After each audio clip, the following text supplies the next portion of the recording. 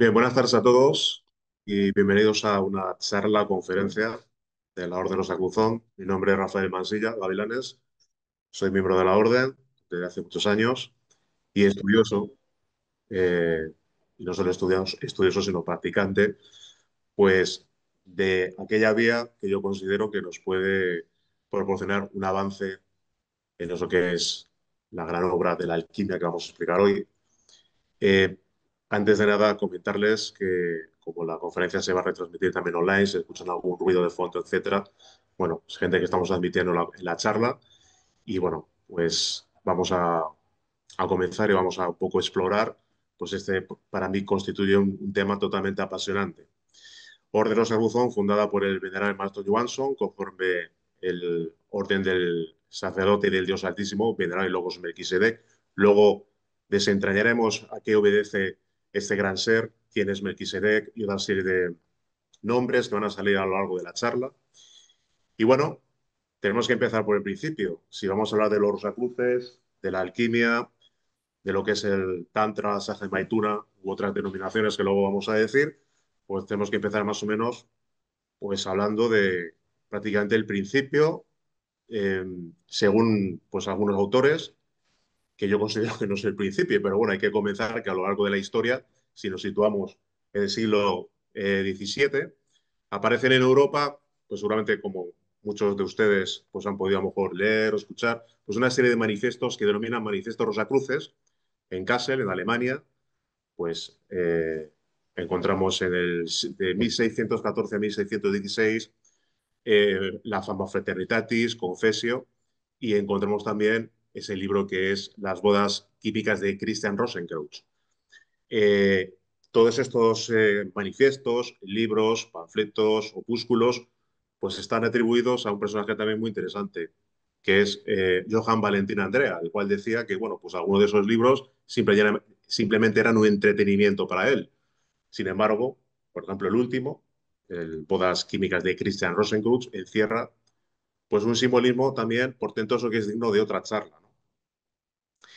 Eh, pero aquí hay que comentar concretamente algo muy importante, y es que sí, la mayoría de autores nos circunscriben a este siglo XVII, a estos manifiestos que aparecen en Alemania, pero si hablamos de la Rosa Cruz, en realidad no podíamos limitarla en el tiempo, sino que la rosa y la cruz es un conocimiento, es una enseñanza que dimana pues directamente de eso que es pues lo absoluto, de eso que es Dios.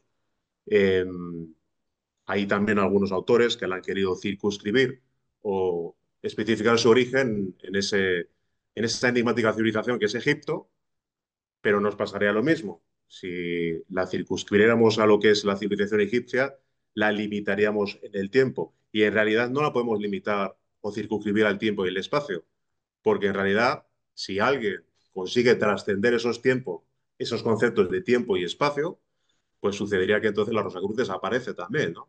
Con lo cual podemos llegar a la conclusión de que esa enseñanza dimana de mucho más allá. Trasciende concepto de tiempo, espacio, trasciende incluso a los budas de perfección y dimana de eso que hemos dicho anteriormente, de eso que es lo absoluto, ¿no? Bien, hemos escuchado también muchas veces a muchos autores hablar también de dos enigmas, dos auténticos enigmas que son la Atlántida y Lemuria, que también se podía pues configurar o realizar incluso una charla de cada una de ellas, ¿no? Y justamente lo que es en Lemuria y Atlántida, pues la Rosa y la Cruz también tiene su manifestación. Concretamente, el maestro Johansson habla de que en Lemuria, pues hace la friolera de 18 millones de años, pues existió pues un ser que también se menciona por algunos estudiosos, algunos autores, y que todos hemos escuchado también alguna vez, Sanat Kumara. Sanat Kumara, justamente en lo que es el continente de Lemuria, realiza su labor difundiendo ese conocimiento, la Rosa y la Cruz, y él mismo se autorrealiza, accede a ese despertar, a ese desarrollo de la conciencia y realmente se convierte pues, en lo que es un auténtico maestro. Pero hay algo muy importante y es que esa labor también se realiza posteriormente en la Atlántida. Y es que justamente a Sanat Kumara, digamos que es ordenado sacerdote por un enigmático ser. Y ese enigmático ser, del cual pues tampoco es que sepa mucho, en la Biblia, en Hebreos 7, se le menciona, que es alguien del cual también pues un autor que seguramente habrán escuchado, René Guénon, pues lo menciona como el rey del mundo, que es el venerable Logos Melquisedec. Y es curioso porque el venerable Logos Melquisedec, justamente en esa parte del bíblico, en Hebreos 7, se especifica que no tiene principio de días ni fin de vida. En sí mismo, si se dan cuenta, casi esa frase es un koan. O sea, no tiene principio de vida ni fin de vida. Y recordemos que el koan en el budismo zen es una especie de problemas irresolubles, ¿no? Que se utilizan pues, para llegar a un vacío mental. Bueno, podríamos decir que Hebreos 7 es una especie de koan. Pero lo importante es develar realmente que ese ser, pues es el que de alguna manera eh, inviste al sacerdote, como hemos comentado, a Sanat Kumara, y él mismo es el que realmente es el primer fundador de la Orden Rosacruz en esos continentes, y ese sería el origen de esa enseñanza de la Rosa y la Cruz, ¿no? Eh, Obviamente, también tenemos que Melquisedec se menciona algo que debemos de reflexionar. Se dice que Jesús el Cristo, el gran maestro Jesús el Cristo, es investido sacerdote según el orden de Melquisedec. Y ahí hay dos cuestiones importantes. Si Jesús el Cristo es investido sacerdote según el orden de Melquisedec, entonces ¿quién es Melquisedec? Para que Jesús el Cristo, un ser como Jesús el Cristo, sea investido sacerdote según Melquisedec, sacerdote de Dios Altísimo, rey de paz y de justicia, también para reflexionar. Y, y realmente esa orden de Melquisedec, ¿qué es entonces?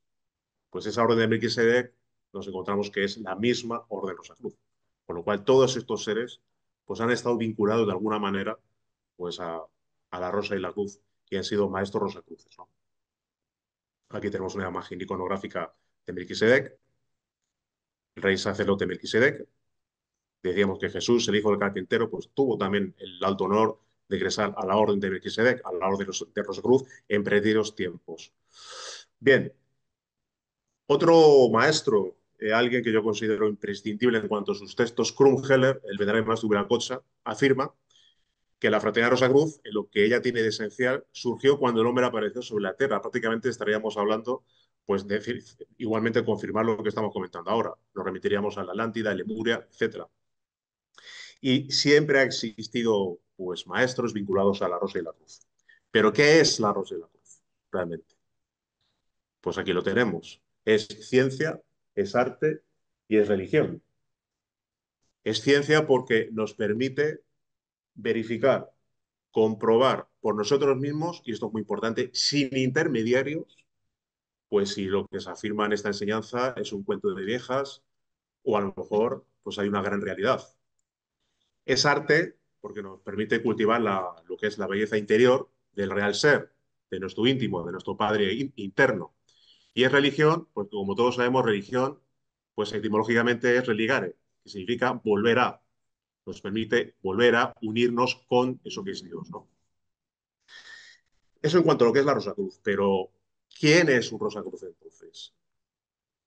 Rosacruz es el padre, el íntimo, el ser. Entonces, el hecho de llevar un carnet con una rosa y una cruz nos hace Rosacruces. El hecho de llevar, pues, algún pergamino que estemos o que tengamos colgado en casa que nos ha proporcionado alguna institución con un símbolo de una rosa y una cruz nos hace Rosacruces, no. Nosotros, en principio, lo que comentamos es que cada uno de nosotros somos aspirantes. Somos aspirantes a esa situación que es justamente cuando alguien, como luego veremos, realiza esa gran obra dentro de lo que es la alquimia tradicional, termina los trabajos alquímicos, realiza esa gran obra, entonces se une a eso que es el ser, se une a eso que es el Padre, a su maestro interno. Entonces, como tal, ya podríamos hablar de un Rosacruz, pero antes, simple y llanamente, somos meros aspirantes. Aspiramos a esa situación y esa situación se da, insisto, cuando prácticamente se realiza pues todo ese trabajo que hay que realizar en esa montaña iniciática, que son tres montañas, y que es un largo camino, es un largo peregrinar lleno de dificultades, de pruebas, etcétera, etcétera. Siempre decimos que ojalá realmente fuera mucho más sencillo llegar a cumplimentar pues ese camino, pero lamentablemente me temo que no es tan sencillo. Y Fulcanelli, el gran Fulcanelli, el alquimista, enigmático alquimista, del cual también se podría pues, hablar no una, sino varias charlas. Resulta que la Rosa Cruz no es en absoluto un grado, sino tan solo la consagración de sus trabajos secretos, según afirma él en una de sus obras, El misterio de las catedrales. Pues lo que estamos especificando. Y ahí tenemos concretamente el arquetipo de alquimista, ¿no? Justamente hablando de alquimia, tomando fuentes que son pues, de algunos estudiosos, Marcelin Berthelot, en su libro sobre la historia de la alquimia, o el mismo Fulcanelli, cuando habla precisamente el misterio de las catedrales sobre la alquimia, pues habla un poco sobre las vías de penetración en Europa y nos circunscribe a la vía bizantina, el Mediterráneo y España. ¿Y de qué manera se configura? Bueno, como no puede ser de otra manera, pues todos sabemos, pues en España hemos tenido prácticamente 7 siglos en el cual pues, los árabes pues, aportaron su grano de arena en cuanto pues, ciertos conocimientos y en este caso Fulcanelli especifica que los árabes, discípulos de los persas y de los egipcios, pues fusionaron sus conocimientos y tuvieron la posibilidad de contactar inclusive con los cruzados en Tierra Santa e hicieron un intercambio de conocimientos. ¿Y esto cómo pudo ser? Pues incluso los propios templarios o el círculo iniciático de los templarios, porque no todos los templarios pues eh, conocían pues, la enseñanza de la que estamos hablando hoy, sino solo un pequeño número, pues pudieron contactar, intercambiar conocimientos y imbuirse de estos para luego, de alguna manera, llevarlos pues, vía Europa, etcétera. Y en España, pues sucedió lo mismo. Conocemos concretamente a varios alquimistas o varios maestros que, como veremos ahora, cuando hablemos de lo que es la simbología del laboratorio, todos esos aparatos jeroglíficos, grabados enigmáticos, veremos realmente qué significan. Y entonces en lo que es la vía de la penetración de los árabes, alguno de ellos, pues seguramente en sus libros, pues plasmaron esos conocimientos. Insisto, a través de los cruzados, algunos templarios, pero también algo importante. En el siglo I y siglo II, justamente cuando está configurando eso que es el cristianismo, como luego veremos, surgen una serie de grupos muy enigmáticos. Luego veremos qué grupos son. Esos gnósticos rosacruces, valentinianos, ofitas, etcétera, pues que realmente lo que guardan precisamente son estas enseñanzas. Y obviamente en Europa también podrían haber establecido contactos y haber llegado incluso hasta aquí y establecer esos conocimientos y alguno de hecho de ello aprovecharlos. Pero ¿qué es lo que pasa entonces con lo que es esta enseñanza en la Edad Media? Bueno, en la Edad Media, pues la alquimia hace furor. Realmente es cultivada o realmente se interesan incluso todo tipo de clases sociales. Eh, la nobleza, la alta burguesía, eh, el clero, incluso las clases sociales más bajas tienen su interés. Fundamentalmente, ¿por qué? Porque, hombre, se habla de transmutar el plomo en oro y buscar el oro, claro, evidentemente. Yo también lo hubiera hecho, ¿no? Y buscan afanosamente la sociedad de los filósofos, buscan afanosamente los libros en los cuales se pagan a precio de oro, donde se especifica y eh, se explica el procedimiento a seguir para obtener ese oro. Y aparecen también aquellos que buscan el oro físico, fundamentalmente son todos ellos, pero los que buscan el oro físico son denominados de una manera por los verdaderos alquimistas, de una manera, vamos a decirlo así, por qué no decirlo así, peyorativa, sopladores. Los sopladores, según los verdaderos alquimistas, son los que buscan solo el oro físico, no les interesa el oro espiritual. Entonces algunos se arruinan, compran sus matraces, sus destiladores, obtienen incluso por casualidad sustancias químicas que hoy conocemos, de casualidad. Algunos se intoxican, muchos fallecen. En fin, un auténtico galimatías, ¿no? Tenemos, en principio, no podemos reseñar todos, ¿no? Hemos dicho, significado algunos que consideremos o podemos considerar importantes en sus distintos siglos, Artefio siglo XII, Roger Bacon, tenemos en el siglo XIII pues a Tomás de Aquino, el cual también tiene un libro dedicado a la piedra filosofal, curiosamente, cualquiera persona que esté en el clero cuando conoce esto se queda un poco asombrado. Será a lo mejor quizás no han estudiado pues todos los tratados tomistas y mucho menos, por lo menos un libro atribuido, vamos a decirlo así, ¿no? Alain de la Isla, Cristóbal el Parisiense, tenemos a, cómo no, el doctor Illuminati, Raimondo Lulio, y por supuesto el enigmático Nicolás Flamel, el cual, según Fulganelli, pues realizó ese famoso Camino de Santiago, simbólico, que en España, por supuesto, pues es un camino real, ¿no? Que algunos lo hemos realizado alguna vez. Sin embargo, Fulcanelli sobre Nicolás Flamel, cuando encuentra el libro de plano judío, dice algo que nos deja un poco sorprendidos, pero ahora vamos a entender. Y dice que Nicolás Flamel, para poder entender el libro que se encuentra, donde se describe toda la gran obra, emprende una peregrinación. ¿A dónde? Pues a Santiago de Compostela. Pero esa peregrinación realmente es una peregrinación simbólica, porque él explica realmente eh, su peregrinar y al final lo que viene a decir Fulcanelli es que lo que viene a explicar en esos textos simple y llanamente es el procedimiento que él sigue para realizar la gran obra. Él nunca salió concretamente de su propio laboratorio.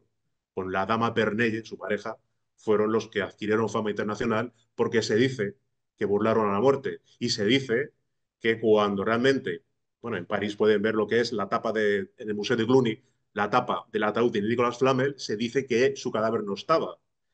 Bueno, y por algunos maestros, algunos estudiosos, se especifica que Nicolás Flamel goza de vida y que trascendió la muerte. O otro tema para otra conferencia, el tema de la inmortalidad, alquimistas, etc.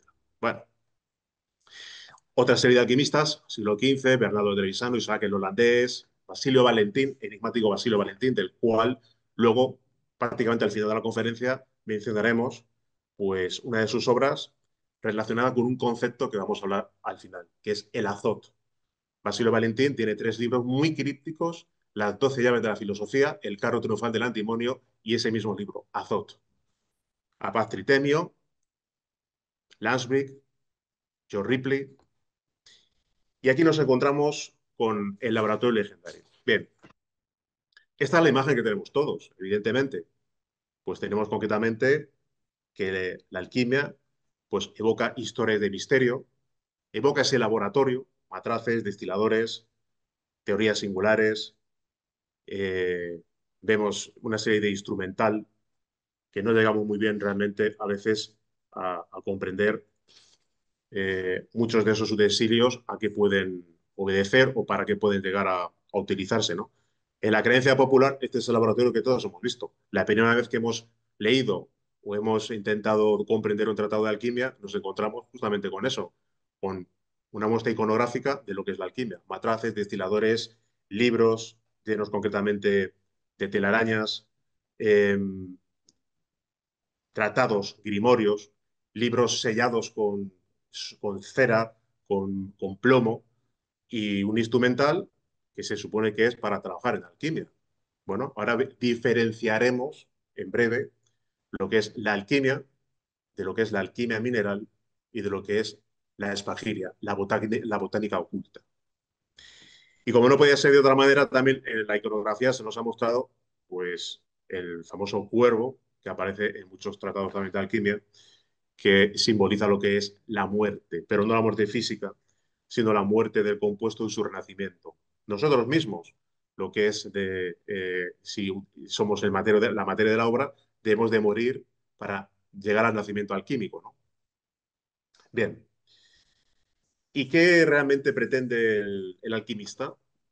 Bueno, pues lo estamos diciendo, ¿no? Transmutar el plomo en oro, transmutar el plomo de la muy humana personalidad en el oro del espíritu divino. Realmente eso es alquimia.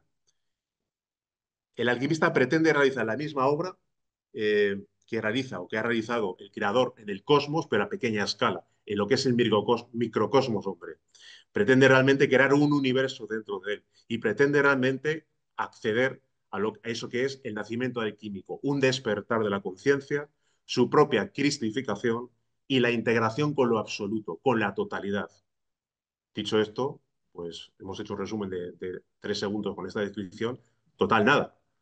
Hoy en día es una quimera, ¿no? El plantearnos esto, el estudiar los libros de los alquimistas, el plantearnos en una sociedad totalmente alienada con la tecnología, que tiende al materialismo, a la individualidad, al egoísmo, al materialismo, en lo que es una sociedad en la cual está inmersa en un Kali Yuga, en un sendero totalmente involutivo, pues el plantearnos estas cuestiones. Y digo involutivo porque cuando hablamos de evolución, pues siempre tenemos que hablar de dos aspectos.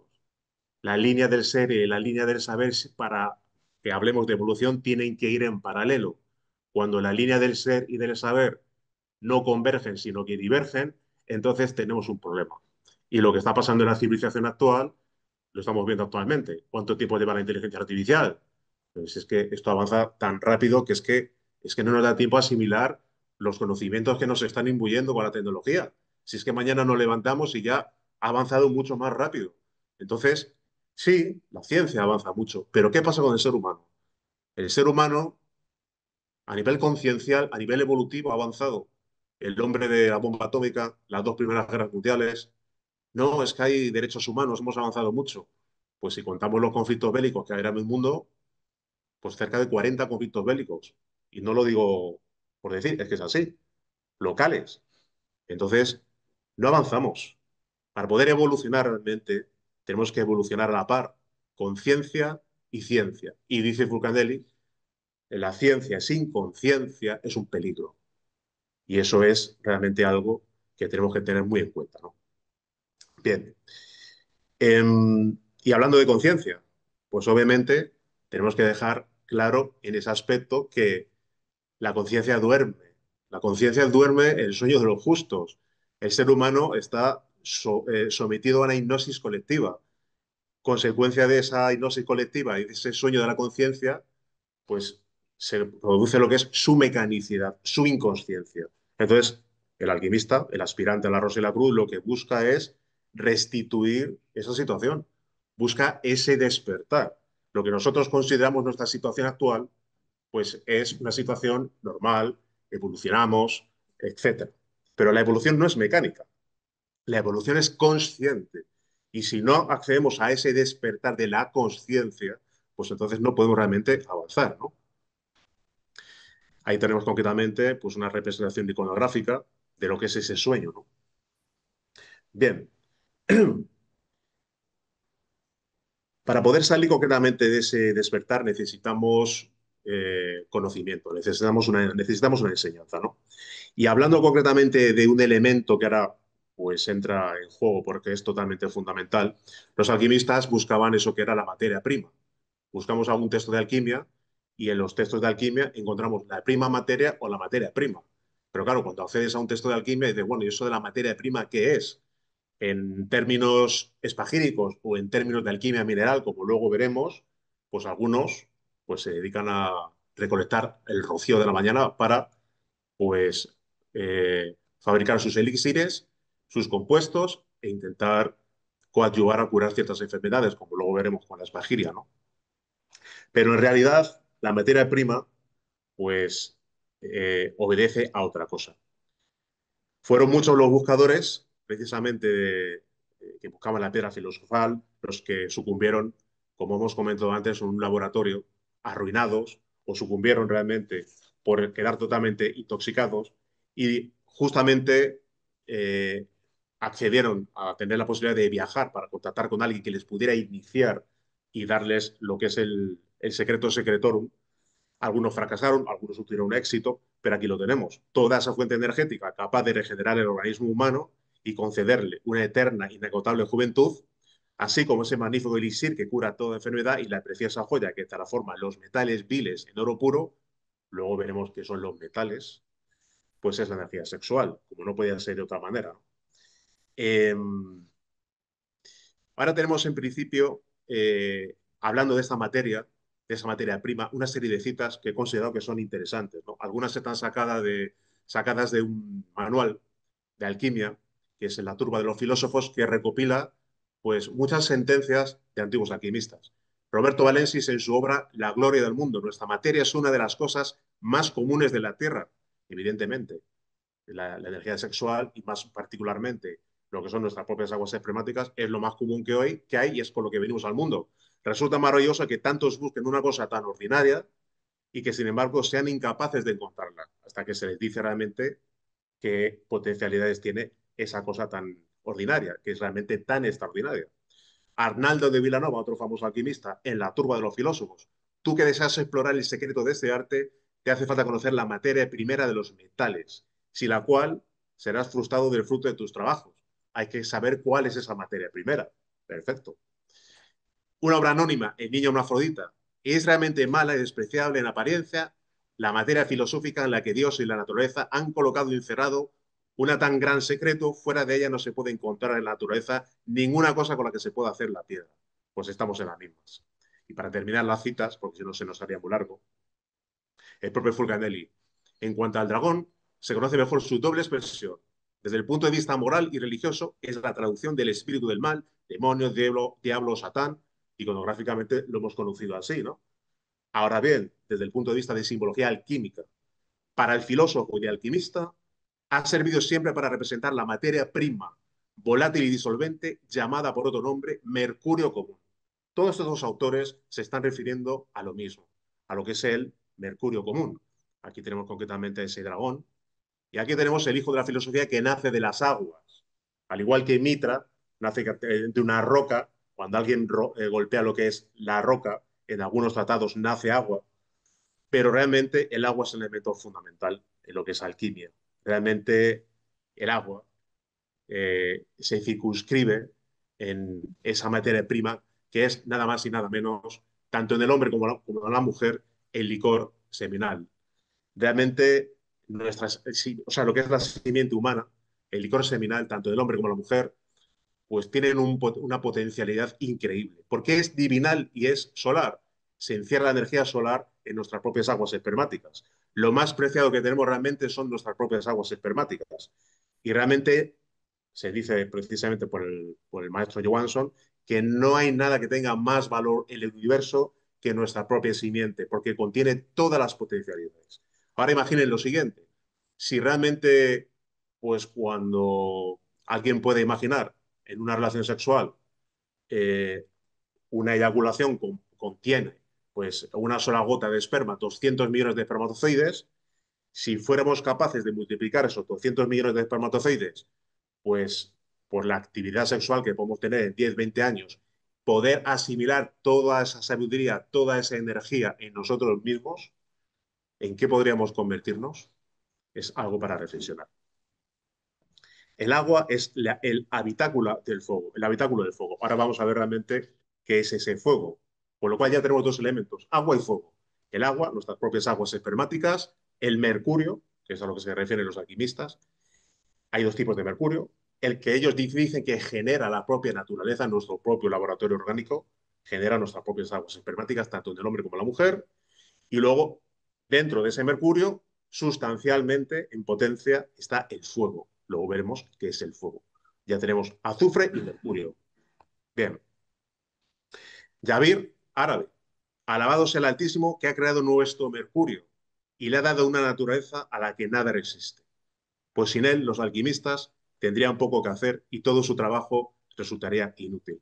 Efectivamente, es que si queremos emprender realmente esa gran obra, si queremos realmente utilizar ese mercurio para realizar la gran obra, para cumplimentar todos los trabajos de alquimia, acceder al despertar de la conciencia, cumplimentar todo el sendero iniciático, dividido en tres montañas, la montaña de fuego de la iniciación, la montaña de la resurrección, la montaña de la ascensión, y cumplimentar todos los trabajos, el mercurio, las aguas espermáticas, pues es la clave, ¿no? Bien. La transmutación del plomo en oro, simbólico, por supuesto, y llegamos a lo que es algo que tenemos que tener muy presente. La constitución del ser humano. ¿Qué somos realmente? Materia, energía, ego y budata o conciencia.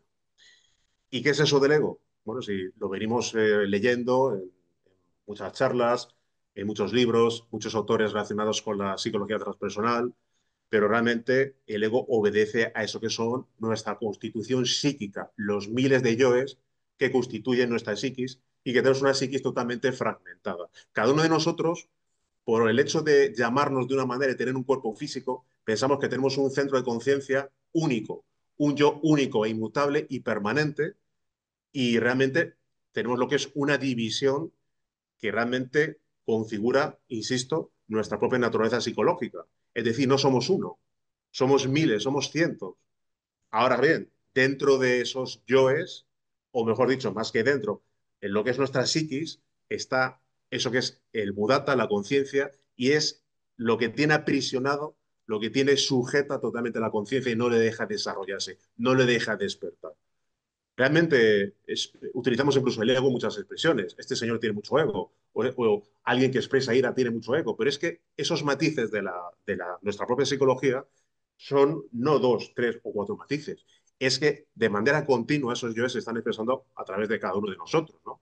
Entonces, si queremos realmente acceder al despertar, pues tendríamos que hacer un trabajo de control de esos yoes para, obviamente, invertir esa situación, poder acceder a la manifestación de la conciencia y a su despertar. Y aquí lo tenemos, ¿no? Los yoes, la lujuria, ira, orgullo, codicia, pereza, lo que se expresa concretamente pues, a través de cada uno de nosotros, es algo evidente, y lo que es una representación de lo que es la conciencia, esa chispa divinal, ese budata, que es justamente esa esencia, que es justamente la que eh, debe de despertar. Y ese budata se alimenta de algo. Para tener posibilidad de despertar, tiene un alimento, al igual que el ego tiene un alimento. Y ya que estamos hablando de energía sexual, pues es fácil deducirlo. El budata se alimenta de energía sexual transmutada, ahora hablaremos de la transmutación, y lo que es el ego se alimenta pues de la dilapidación sin ningún límite, pues también de la energía sexual. Entonces es un contrasentido el expresar qué es lo que necesita el budata y qué es lo que necesita el ego. El ego se refuerza precisamente con, insisto, la dilapidación de lo que es esa energía de nuestras aguas espermáticas. Y el budata se alimenta del resultado de sublimar y de transmutar nuestra propia energía sexual, ese elixir de vida que justamente proporciona esos átomos de alto potencial crístico al budata y le puede llegar a permitir ese despertar. Bien, en lo que es la descripción romántica, bucólica, a la que pues, hemos atendido anteriormente en el típico laboratorio, tenemos concretamente, cuando hablamos de textos de alquimia, dos características. Una de ellas es que son textos que están codificados, porque cualquiera que accede a leerlos, para empezar, esa simbología es impenetrable. Es prácticamente imposible de entender a qué se están refiriendo los maestros con lo que ahí se describe. Insisto, uno, son textos codificados. Y dos, segunda característica, son textos codificados y encierran un procedimiento, un modus operandi, encierran una manera de actuar. Algunos maestros describen lo que es el procedimiento en distintas fases, mezclan unas fases con otras para confundir a los incautos.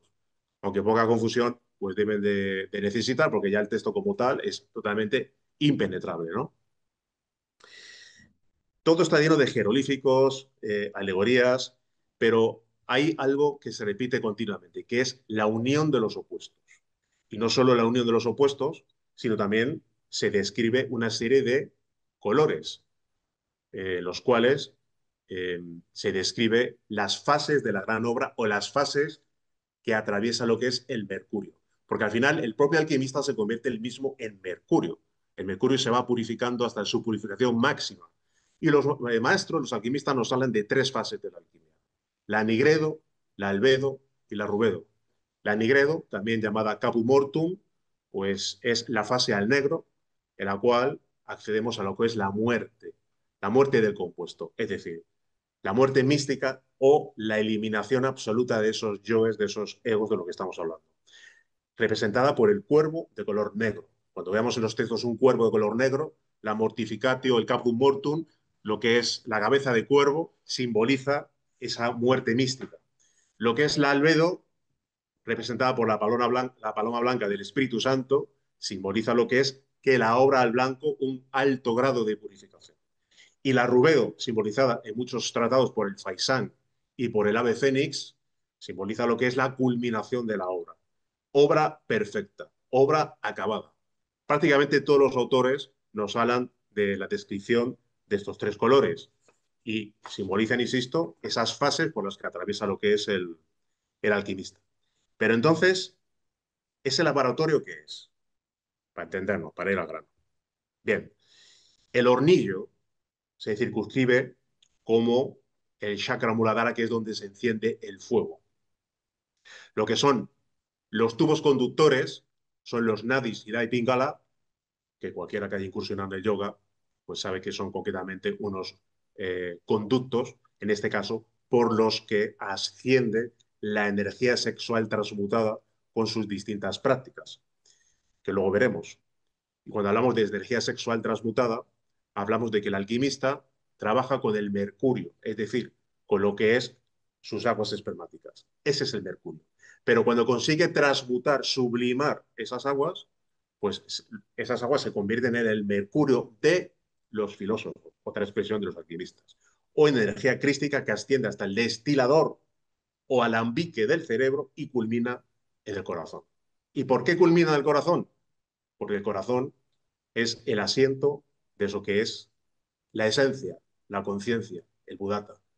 Y dotamos de alimento a eso que es la conciencia y el budata cuando realizamos las prácticas de transmutación. Y hablando de transmutación, el fenómeno de la transmutación lo vemos todos los días. Todos desayunamos un café, un té.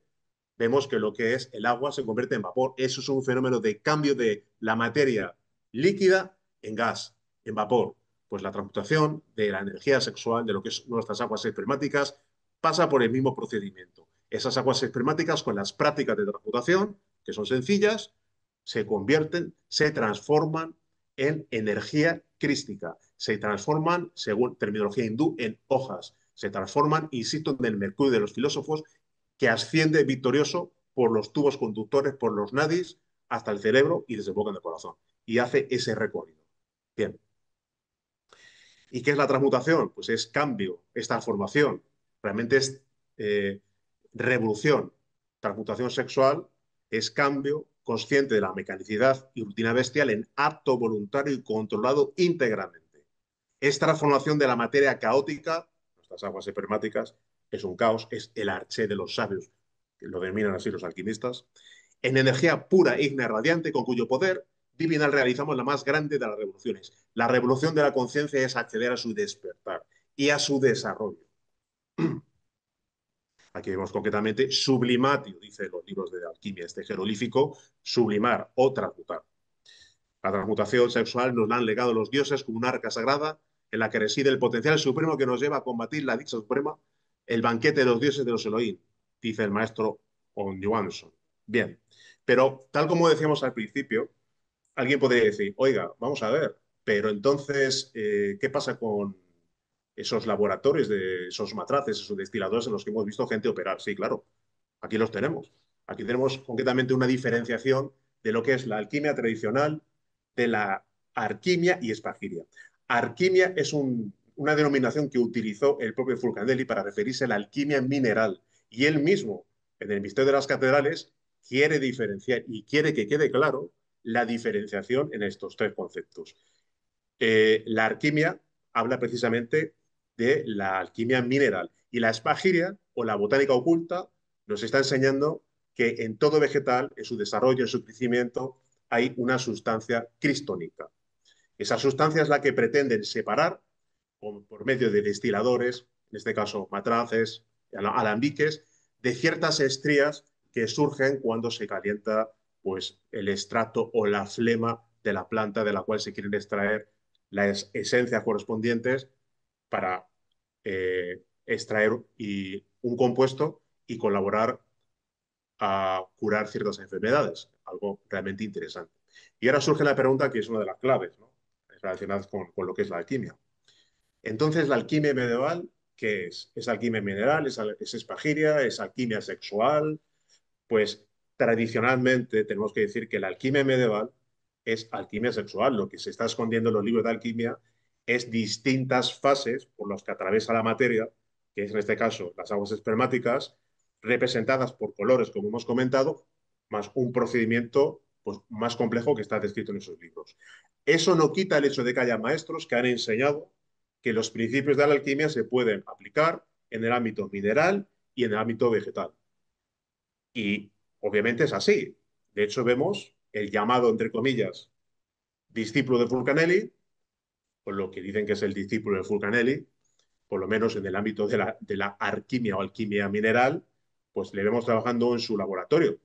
Entonces alguien podría decir, vamos a ver, si nos está usted diciendo que Fulcanelli esconde en sus textos los arcanos de la alquimia medieval, en este caso de la alquimia sexual, ¿Cómo es posible que este al que llaman su discípulo, pues realmente esté trabajando en un horno? Muy sencillo, porque a él posiblemente se le dieron ciertas indicaciones Eugenio Castellet, que es justamente el que está en la pantalla, para operar con lo que son los arcanos de la alquimia mineral.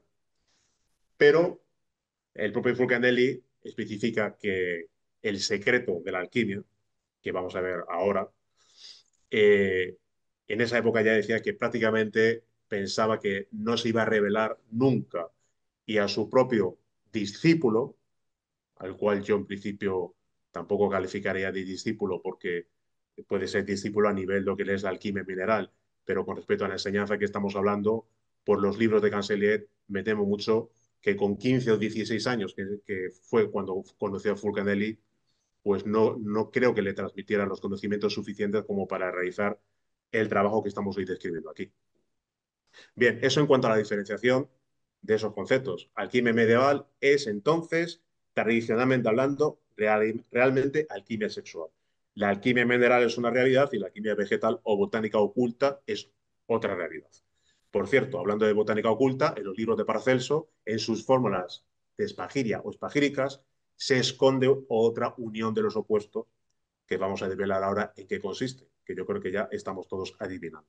Bien, entonces decíamos y hablamos de la sustancia cristónica, pero para fundamentar también el tema de la sustancia cristónica, hemos dicho al principio de la conferencia que en el siglo I o II, después de Cristo, se empezaron a configurar una serie de sectas de gnósticos rosacruces que utilizaban y veneraban la sustancia cristónica.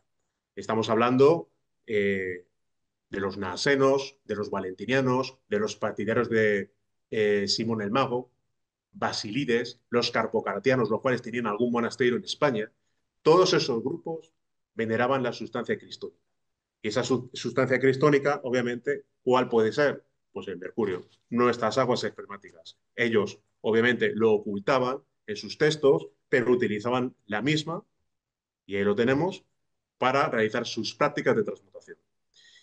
Esta imagen sacada de La fuga de Atalante de Michael Mayer me parece totalmente ilustrativa respecto a lo que estamos hablando. Nuestro rey, hablan los alquimistas, nuestro rey mora en nuestro mare nostrum, mora concretamente en las aguas. Y nuestro rey, el Cristo, se encuentra en las aguas. Porque el Cristo tiene una manifestación histórica. No es que exista solo un Cristo histórico. El Cristo está más allá de toda individualidad, el Cristo está más allá de toda personalidad y es una fuerza universal, es un Cristo cósmico que se manifiesta en aquellos que están lo suficientemente preparados y han hecho el trabajo suficiente y pertinente para que ese segundo logos se manifieste en él y pues, se pueda decir concretamente que alguien es un Cristo. Pero entonces, ¿qué es el Cristo en sustancia? Pues el Cristo en sustancia justamente es el poder solar que se encuentra encerrado en nuestra simiente.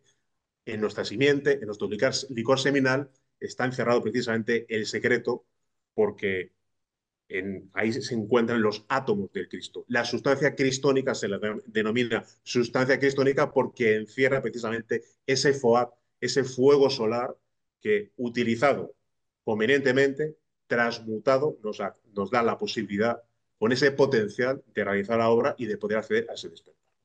Bien, la cruz es el crisol alquímico. También así lo especifica Fulcanelli cuando habla de las catedrales y habla de la planta en cruz. Y obviamente, ¿por qué? Vemos que la cruz es un cruce de fuerzas. Vemos concretamente que esas fuerzas son pues, un madero vertical y un madero horizontal. En lo que es el madero vertical representa el fuego, el madero horizontal representa el agua, el madero vertical representa al hombre, el madero horizontal representa lo que es la mujer. Y justamente ese INRI, que es una expresión simbólica a la luz del ocultismo, es ignis natura renovatur integra, fuego renueva íntegramente la naturaleza. Ese FOAT del que estamos hablando es el que se utiliza en la gran obra. Bien, entonces, cuando hablamos de ese cruce de fuerzas, de esa unión de los opuestos de la cual hablan los alquimistas, pues estamos hablando, eh, obviamente, de tantrismo, de tantra puro, de unión sexual sin expectación de espasmo ni orgasmo, sino una transmutación de esa simiente cuando se produce lo que es esa unión sexual. del Saja Maituna, del Tanta Blanco, de lo que llaman el arcano solar, de lo que llaman la alquimia sexual, de lo que llaman la magia sexual. Todos son términos equivalentes. Y es realmente todos los tratados de alquimia con una simbología eh, que tiende precisamente a explicar esa unión de los opuestos, pero no obviamente, por razones evidentes, no podían hablar de estas prácticas por dos razones. Una, por ley. No me refiero concretamente a la ley humana, sino porque eso que es la ley divinal en ese momento, pues no permitía que se revelara este secreto, pero aunque lo hubiera permitido, hubiera dado igual. Porque ¿qué es lo que pasa en la Edad Media? Esta charla que estamos dando aquí del siglo XII, XIII, XIV, vamos, yo tardaría un minuto en arder, porque vamos, con la Inquisición era absolutamente imposible hablar de esto. Entonces tenían que esconder ese procedimiento de alguna manera. Y obviamente, claro que lo escondían. A ver quién era el guapo que se cogía a cualquiera de los tratados de alquimia y podía identificar algo. Vamos, es que ahora mismo ni la inteligencia artificial es capaz de poder hacerlo. Es imposible. Porque también hay símbolos que son comunes y hay otros que son propios de ciertos maestros. Entonces es un auténtico galimatías. ¿Cómo accedemos entonces? Pues cuando alguien tiene la llave del símbolo, puede saber, si me permiten la expresión, por dónde van los tiros, o salvo que haya alguien que ha accedido a ese despertar y entonces ya puede leer los libros sin ningún tipo de problema. Y entonces ya se le revela lo que es ese modus operandi, ¿no? Eso sin ninguna duda. Bien, bueno, aquí vemos una representación iconográfica del Saja Meituna y lo que hemos dicho antes. ¿Qué es lo que decía Fulcanelli en uno de sus libros, 1926, cuando publica El misterio de las catedrales? Si la técnica reclama cierto tiempo y demanda algún esfuerzo, como contrapartida es de una extremada simplicidad, cualquier profano que sepa mantener el fuego la ejecutará tan bien como un alquimista experto. Es decir, no tenemos que ir a la tienda de la esquina a comprar ningún matraz, ningún atanor, ni nada. Ese laboratorio lo tenemos nosotros y esa técnica para mantener el fuego, pues simple y llanamente es la propia técnica del Saja Maituna, utilizando lo que es el secreto del arcano solar, de lo que es la unión sexual, insisto, sin orgasmos ni eyaculación, donde se accede a lo que es una magnífica transmutación de la simiente que llevada a su máximo potencial nos posibilita ese despertar y ese avance en lo que es el camino de nuestra cristificación. Pues tenemos más el lingam Johnny, simbólico de la India, la unión del lingam y del Johnny. En Egipto tenemos ahí pues alguna imagen bastante interesante. La transmutación sexual obedece justamente a esa unión sexual y transmutación. Simbólicamente hablando, es absoluta y perfecta, tal como vemos ahí, pues en el Atanor es tal cual estamos viendo en ese matraz, literalmente hablando. Tenemos una imagen simbólica de la unión, pues justamente de esas dos fuerzas. Antes habíamos dicho que el alquimista intentaba reproducir la misma creación de Dios, que por cierto, creación descrita en el Génesis. Son justamente un procedimiento descrito en el Génesis que se dice que al séptimo día Dios descansó, ¿no? Pues son justamente siete sublimaciones, siete cuerpos lo que hay que crear, que ahora veremos rápidamente, ¿no? Shiva Shakti, esas dos fuerzas antagónicas que son, insisto, la unión de los opuestos, las que crean concretamente dentro de nosotros pues un universo interior, un despertar y para posibilitar esa realización de la obra. El hombre y la mujer son la clave, así lo especifica Michael Mayer en lo que es la cuadratura del círculo. Otra representación iconográfica del arcano solar. Y hay que decir que el maestro Wiracosa que hemos comentado antes, Krumheller, en su novela Rosa Cruz, es el primero, por lo menos en el siglo XX.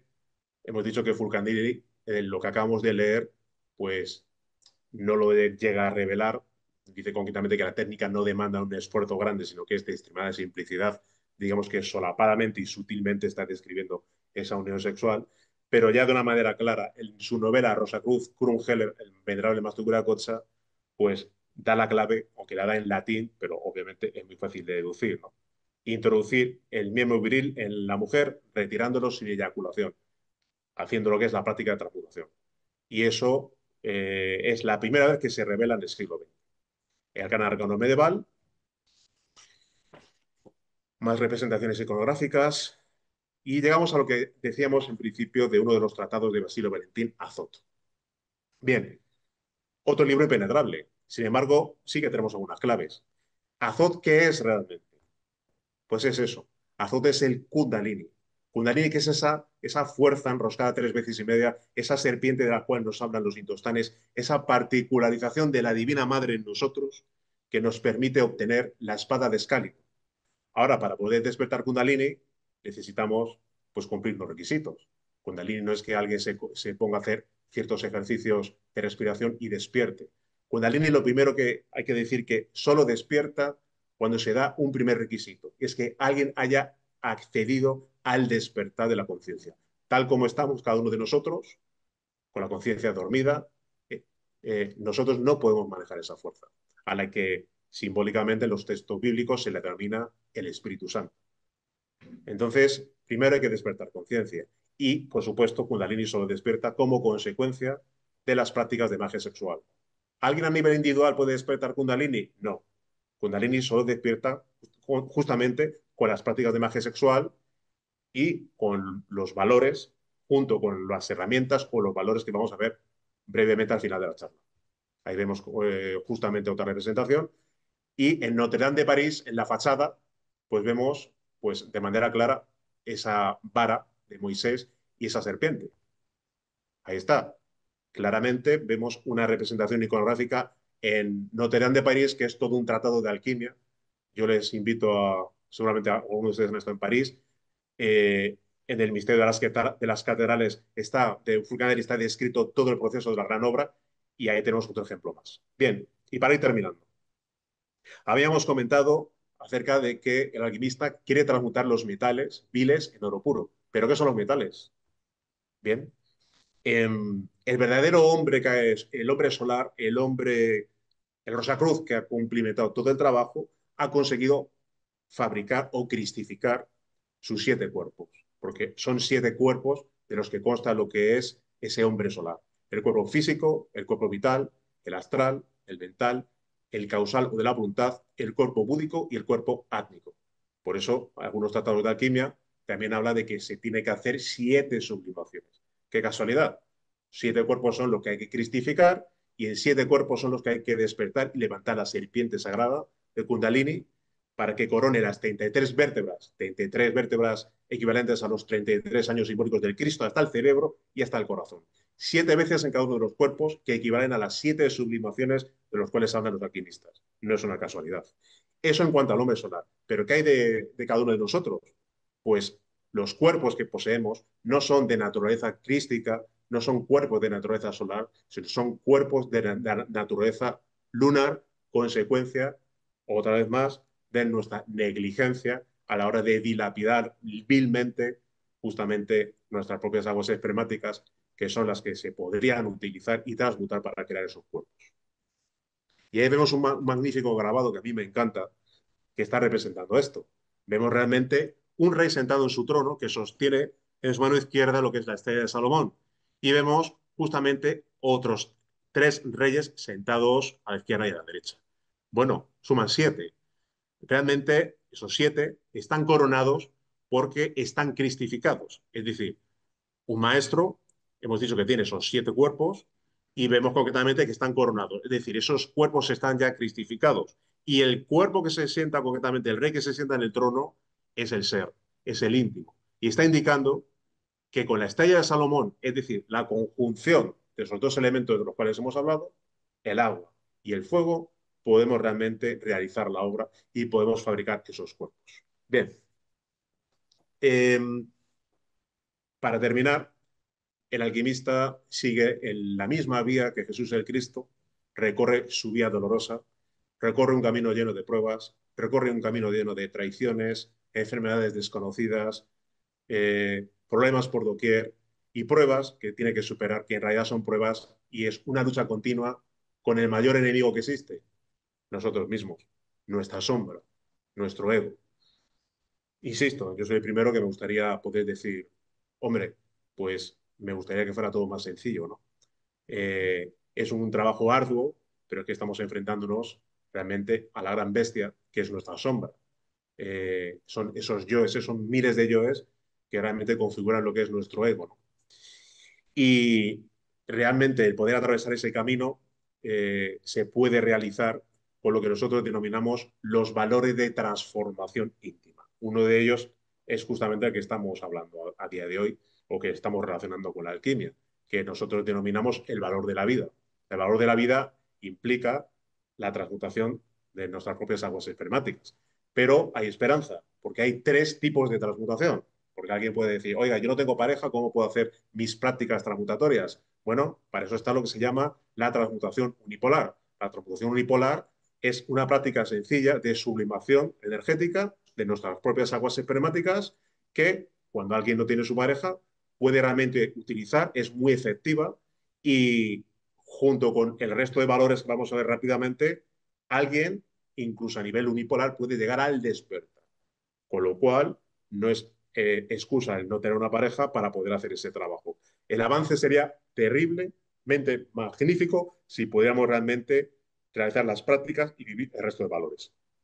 Segundo tipo de transmutación, la transmutación bipolar, donde todavía no hay contacto sexual, es una especie de antesala de preparación de la pareja, en la cual hay un intercambio bielotransmagnético entre los dos, y es la antesala de preparación para vivir el tercer tipo de transmutación, que es el que ya estamos hablando, en lo que es la transmutación integral, el Saja Maituna, el Tantra blanco, en el cual pues ya sí que hay conexión sexual, donde no hay ni orgasmo ni eyaculación, insisto, hay una sublimación, una transmutación energética por cada miembro de la pareja y donde se produce pues, pues una práctica totalmente sagrada y que poco a poco pues va alargándose hasta que realmente existe una línea de continuidad y es justamente lo que configura como el secreto secretorum de todas las civilizaciones y de todos los imperios que se han mantenido en secreto, justamente esa transmutación integral.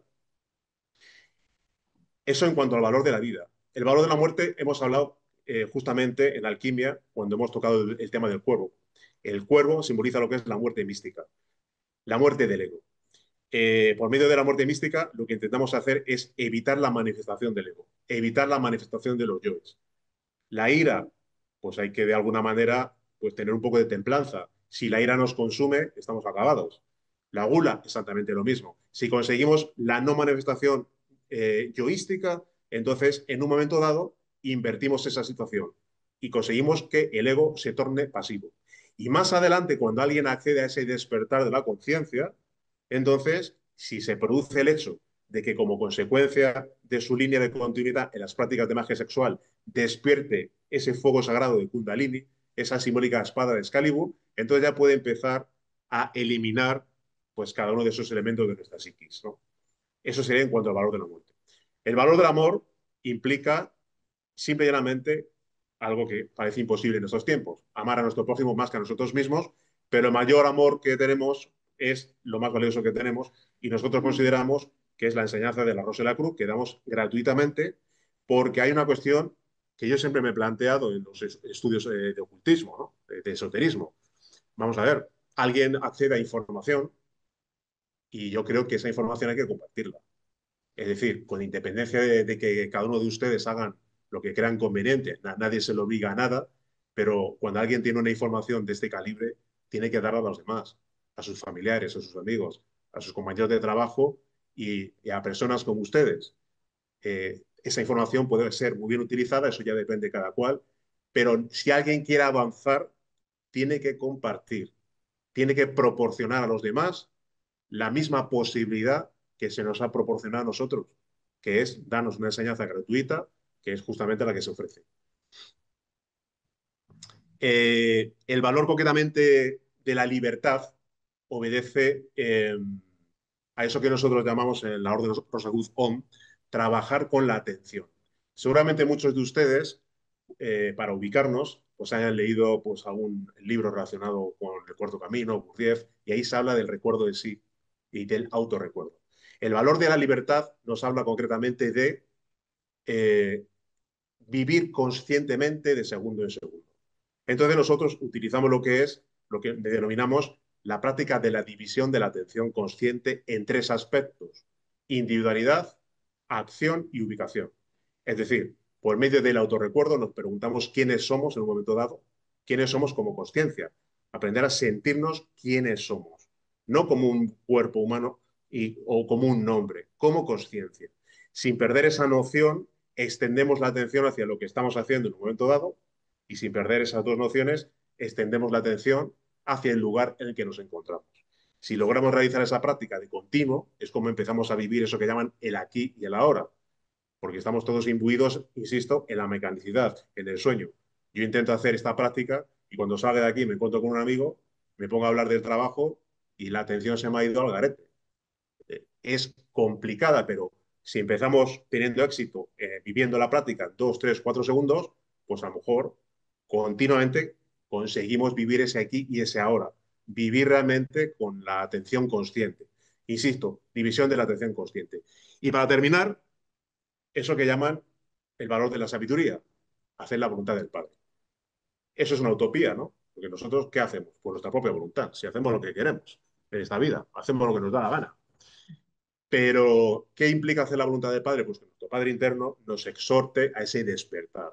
Solo se puede hacer, aprender a hacer esa voluntad cuando alguien accede a ese despertar. Mientras tanto, podemos pedir a nuestros padres internos, a nuestra divina madre, a nuestro Padre, nos dé fuerza para seguir en el camino, nos dé concretamente voluntad, asistir a él para las prácticas, etcétera.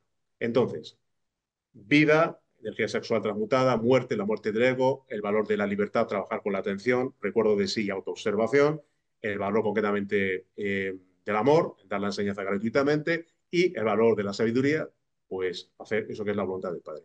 Esos valores de transformación íntima en su conjunto, si alguien los vive indefectiblemente, de manera seria, con línea de continuidad, pues en un momento dado, pues seguramente se encamine a ese despertar de la conciencia, a su cristificación, a realizar esa gran obra que han hecho los maestros en la alquimia y quizás pues a incursionar en eso que llaman la luz increada de lo absoluto, ese universo pues desconocido que nos espera y que nos podemos realmente llegar a preguntar, ¿qué hay mucho más allá de eso? ¿Qué hay mucho más allá de lo absoluto? Pues lo tendremos que averiguar. Eso concretamente lo tendremos que contestar con nuestras propias investigaciones.